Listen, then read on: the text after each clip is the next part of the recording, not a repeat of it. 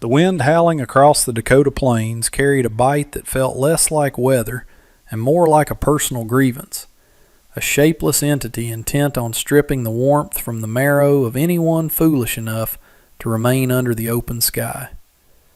May stood alone in this vast white purgatory, the hem of her gray prairie dress stiff with frozen mud and ice, acting as a heavy anchor that threatened to pull her down into the snow.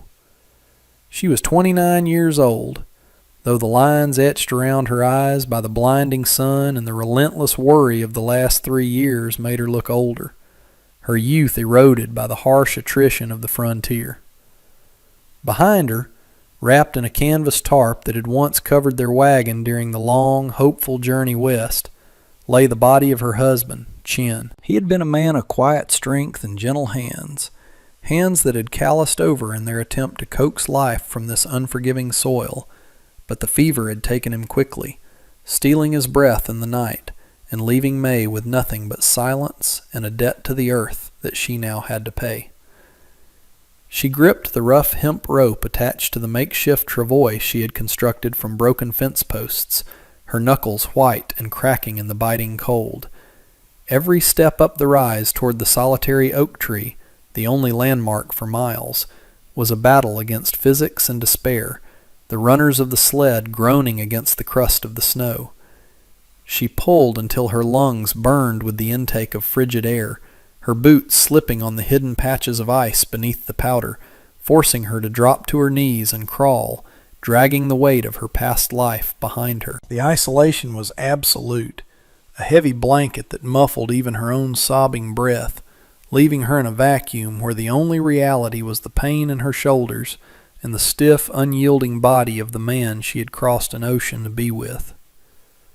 She did not look back at the cabin, a small, dark square in the distance where the fire had long since burned down to ash, for there was nothing left there to comfort her, only the echo of a cough and the empty space where a future was supposed to be. The ground beneath the oak tree was not merely frozen, it was petrified, a solid slab of iron disguised as earth that refused to yield to the meager tools May had brought with her. She struck the ground with the spade, the metal ringing out with a sharp, high-pitched clang that vibrated up her arms and settled as a dull ache in her teeth. But the earth did not break, only chipping away in tiny, insignificant shards of ice and dirt. She struck again and again, her breath misting in ragged clouds before her face, fueled by a desperation that bordered on madness because she knew she could not leave him above ground, not here where the wolves sang their hunger to the moon every night. The wind picked up, whipping her black hair across her face, blinding her momentarily, but she pushed the hair back with a dirty, trembling hand and swung the shovel with all the remaining force in her small, starving frame. The blade hit a submerged rock, the impact jarring her bones, and with a sickening snap, the wooden handle splintered, leaving her holding a useless piece of wood while the metal blade lay mocking her on the frost. May stared at the broken tool, the reality of her situation crashing down on her with the weight of a mountain. She was alone, thousands of miles from the village of her birth, with a husband she could not bury, and a winter that showed no mercy. She fell to her knees, not in prayer, for she felt the heavens had turned their back on this place long ago, but in sheer physical collapse, scraping at the hard ground with her bare fingers until her nails broke and the blood smeared dark and stark against the white snow. It was in this moment of utter defeat, with her forehead pressed against the frozen earth and her tears freezing on her cheeks, that a sound cut through the wind, not the howl of a wolf, but the rhythmic, heavy crunch of hooves breaking through the snow crust. She froze, the instinct of prey taking over, and slowly raised her head to see a silhouette cresting the ridge, a dark figure on a large horse, indistinguishable against the blinding gray sky, watching her with the stillness of a hawk. The rider did not advance immediately, sitting high in the saddle with a posture that suggested a lifetime spent on horseback. his figure etched against the horizon like a scar on the landscape. May scrambled to her feet, wiping the blood from her hands onto her dress, her heart hammering against her ribs like a trapped bird. For in this lawless expanse, a stranger was rarely a harbinger of kindness. She looked around for a weapon, but the broken shovel handle was all she had, a pathetic defense against a man who undoubtedly carried iron on his hip. The horse snorted, a plume of steam erupting from its nostrils, and the rider nudged the beast forward, descending the slope with a slow, deliberate pace that felt less like a threat and more like a procession. As he drew closer, the details of his existence resolved themselves from the gray blur. He was a man weathered by the elements, his coat made of heavy shearling worn smooth at the elbows, a wide-brimmed hat pulled low over eyes that were hidden in shadow. This was Samuel, though May did not know his name yet, a drifter whose own history was written in the jagged lines of his face and the quiet way he held himself. A man who had seen enough of the world's cruelty to recognize the specific shape of grief when he saw it. He stopped the horse 10 yards from where she stood, guarding the tarp-wrapped body, the leather of his saddle creaking in the silence. For a long moment neither of them spoke, the wind filling the space between them, and May tensed, waiting for a demand, a threat, or the casual cruelty she had learned to expect from those who looked at her face and saw only a foreigner. But Samuel did not speak. Instead, his gaze moved from her defensive stance to the broken shovel lying in the snow, and then to the shrouded form of Chin. His expression did not change. No pity softened the hard set of his jaw, but the tension in his shoulders seemed to drop, a subtle shift from wariness to resignation. He swung his leg over the saddle horn and dropped to the ground, the thud of his boots heavy and solid, and began to untie a pickaxe and a long-handled spade from his pack, his movements slow and devoid of aggression, ignoring her terror as if it were merely another part of the biting cold. Samuel walked past her, giving her a wide berth as one might give a frightened animal, and approached the shallow scratch marks she had made in the earth. He did not ask for permission, nor did he offer a greeting, understanding perhaps that words were too light a currency for the gravity of this scene. He spit on his gloves, rubbed them together, and raised the pickaxe, bringing it down with a grunt of exertion that seemed to come from the bottom of his lungs. The steel tip bit into the frozen ground, cracking the surface that had defeated her, and he pulled back, tearing up a chunk of frost-hardened sod. He struck again, a steady, rhythmic cadence establishing itself, a metronome of labor in the silent wasteland. May watched him, her grip on the broken handle loosening, confusion warring with relief in her chest. She watched the muscles of his back shift under the heavy coat, the steam rising from his neck, and realized he was not taking over the task to dismiss her, but simply stepping into the yoke of the burden because it was too heavy for one. Slowly, tentatively, she moved toward the hole, picking up the metal spade head that had snapped off, using it like a hand trowel. When Samuel broke the earth loose with the pick, she knelt and scooped the debris away, her hands working in tandem with his rhythm. They worked like this for hours, the sun beginning its slow, bleeding descent toward the western mountains, painting the snow in hues of violet and bruised orange. No words were exchanged, only the heavy breathing of two people exerting themselves against the indifference of nature, a silent partnership forged in the necessity of the moment. The hole deepened, inch by hard-won inch, deep enough to protect what lay within from the scavengers, deep enough to offer the dignity of rest. May's arms trembled uncontrollably, her strength failing. But every time she faltered, Samuel would pause, leaning on his pickaxe, waiting without judgment until she found the breath to continue, his presence a silent pillar that kept her from collapsing. By the time the grave was finished, the light had largely drained from the sky, leaving a twilight that felt suspended in time, the air growing colder and sharper. Samuel climbed out of the waist-deep pit and reached a hand down to May. She hesitated for only a fraction of a second before taking it, his grip rough and calloused, but undeniably warm against her freezing skin. He hoisted her up with an ease that surprised her, setting her gently on the edge of the excavation. Together, they moved to the sled, and without needing to be asked, Samuel took the shoulders of the shrouded form, while May took the feet. The weight of Chin seemed heavier now, as if the finality of the moment had added physical mass to his body, but they carried him with a solemn grace, lowering him slowly into the dark earth.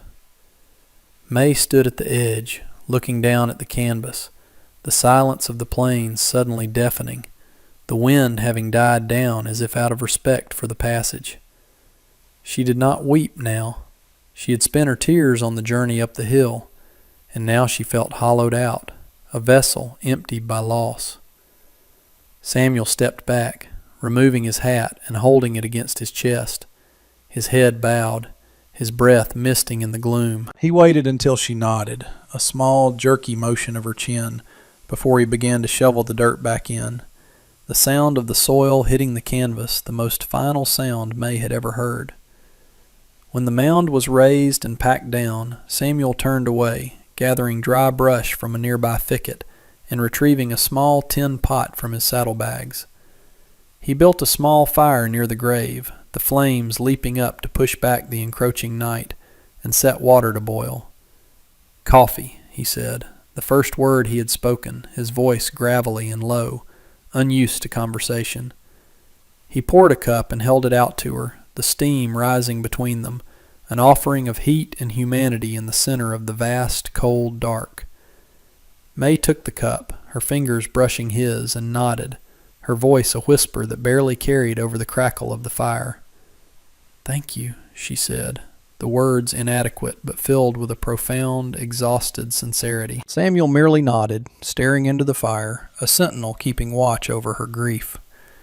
The fire at the graveside began to sputter, the meager pile of brush consumed by the hungry flames and the encroaching snow that hissed as it hit the embers, signaling that the vigil was over. Samuel kicked snow over the remaining coals, extinguishing the only source of light in the vast darkness, and the sudden plunge into obscurity made the world feel impossibly large and hostile. "Horse can't stay out in this," he said, his voice flat and practical, cutting through the heavy silence that had settled over May. She nodded, though he likely couldn't see it, and gathered her skirts, her legs numb and responding sluggishly to her commands. They began the trek back to the cabin, the black square of its structure barely visible against the night sky, a fragile shelter against the leviathan of the winter storm that was gathering strength in the north. Samuel led his horse by the reins, the animal's head bowed low against the wind, its hooves stumbling occasionally in the deep drifts that had accumulated while they worked. May walked a few paces behind, her eyes fixed on the back of Samuel's coat, using his form as a windbreak, her mind a chaotic swirl of exhaustion and a strange, detached gratitude. When they reached the cabin, the door creaked on leather hinges that had stiffened in the freeze, opening into a room that held the chill of the grave they had just filled. The air inside was stagnant, heavy with the scent of stale sage, sickness, and the lingering, ghostly presence of the life that had just been extinguished. Samuel did not hesitate. He tied the horse to the rail of the small lean-to that served as a porch, draped a heavy blanket over the beast's flanks, and followed May inside, filling the small space with his looming height and the smell of wet wool and wood smoke. He stood by the door, awkward for the first time, realizing he was an intruder in a sanctuary of grief, his eyes scanning the dim room illuminated only by the moonlight spilling through the single small window. May moved to the cast-iron stove in the center of the room, her hands trembling as she reached for the matchbox, the simple act of lighting a fire feeling like an insurmountable task. Seeing her struggle, Samuel stepped forward, the floorboards groaning under his weight, and gently took the matches from her fingers. "Sit," he murmured, kneeling before the iron belly of the stove.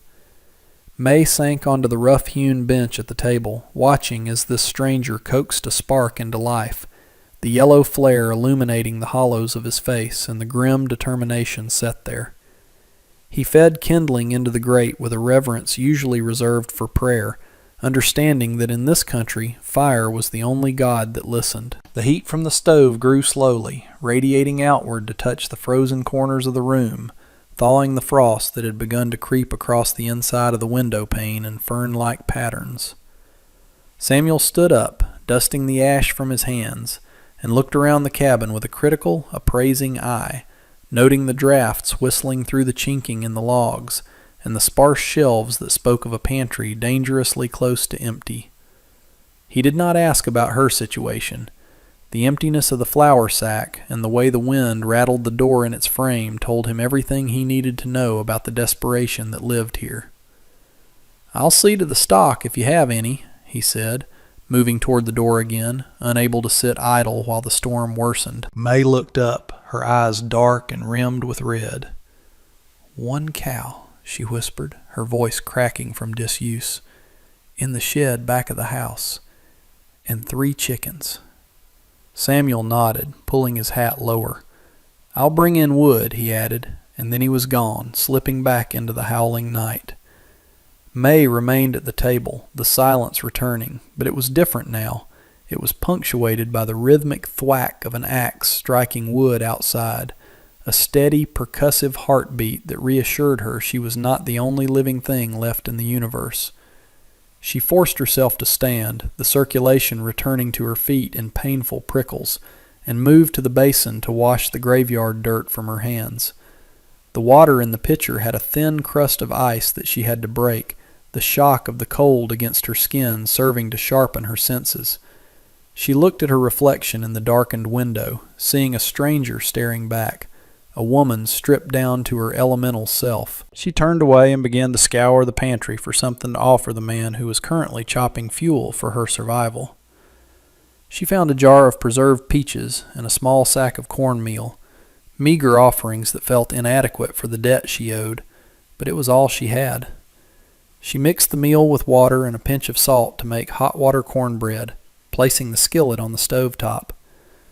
When Samuel kicked the door open 10 minutes later, his arms laden with split logs that reached his chin, the smell of cooking batter hit him, and for a fleeting second, the hard lines of his face softened. He dropped the wood into the box with a heavy clatter, shaking the snow from his shoulders like a wet dog. "Storm's turning," he said, moving to the stove to warm his hands. "It'll be a hard night." The wind rose to a scream as the night deepened, a relentless assault that battered the small cabin as if trying to pry it from the earth's surface. The timbers groaned under the pressure, pop and snapping in the cold like gunfire, and every draft that sneaked through the moss and mud chinking felt like a knife blade. They ate in silence, the simple meal of cornbread and peaches disappearing quickly, the hunger of physical labor overriding the need for conversation. Samuel ate with a focused intensity, wiping the plate clean with the last crust of bread, while May picked at her portion, the knot in her stomach making it difficult to swallow. When the meal was done, Samuel pushed his plate away and looked at the door, which was rattling violently against its latch. "That latch won't hold," he muttered, standing up and moving to inspect the iron hardware.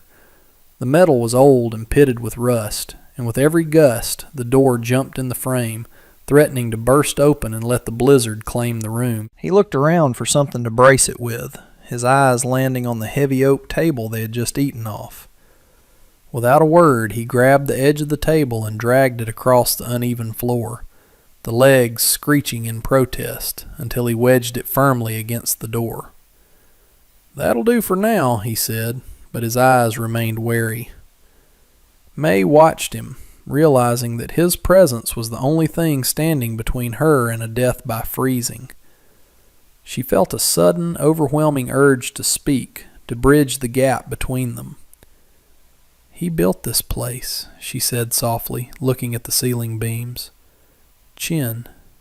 He cleared the land himself."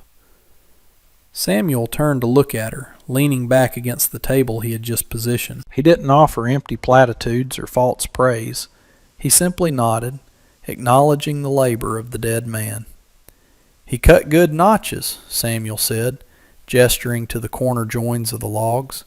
"Tight fits. Kept you safe this long." It was the highest compliment a man like him could give, a validation of Chin's worth measured in survival. The wind shrieked again, a banshee wail that vibrated through the floorboards, and the lamp flickered, casting jumping shadows against the walls. For the next few hours they sat on the floor near the stove, the warmest spot in the room, wrapped in blankets. Samuel took a knife from his belt, not to carve but to clean his fingernails, a mundane, human habit that anchored the scene in reality. They spoke little, but the silence was companionable rather than oppressive. Two soldiers sharing a foxhole while the artillery pounded the earth outside. Morning broke not with sunlight, but with a gray, diffused luminescence that filtered through the heavy drift of snow covering the bottom half of the window. The wind had died down to a low moan, leaving behind a silence that felt heavy and expectant. Samuel was the first to move, unfolding his stiff limbs from the rug where he had dozed fitfully, his hand instinctively going to the revolver on his hip before his mind caught up to where he was. He stood and moved the heavy table away from the door, the wood groaning as he relieved the pressure. When he lifted the latch and pushed, the door didn't budge, blocked by the snow that had piled up against it during the night. He put his shoulder into it, grunting with effort, and shoved hard. The door cracked open, shoving a wedge of white powder across the floor, and a blast of Arctic air rushed in, instantly dropping the temperature in the room. May sat up, pulling her shawl tighter, blinking against the harsh white glare. Samuel grabbed the shovel he had brought in the night before and began to dig a path out, tossing the snow over his shoulder into the room until he could squeeze through the opening to clear the porch. May rose and went to the stove, stirring the embers from the night before, feeding them the last of the wood in the box. She could hear the rhythmic scraping of the shovel outside, the sound of a world being excavated.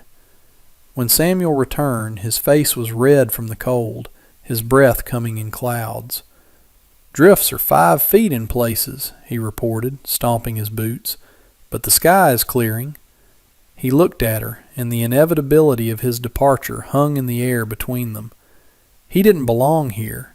He was a creature of the trail, a man who moved because stopping meant thinking about things he kept buried. He drank the coffee she made, weak and bitter, the dregs of the canister, standing up, his eyes already on the horizon visible through the open door.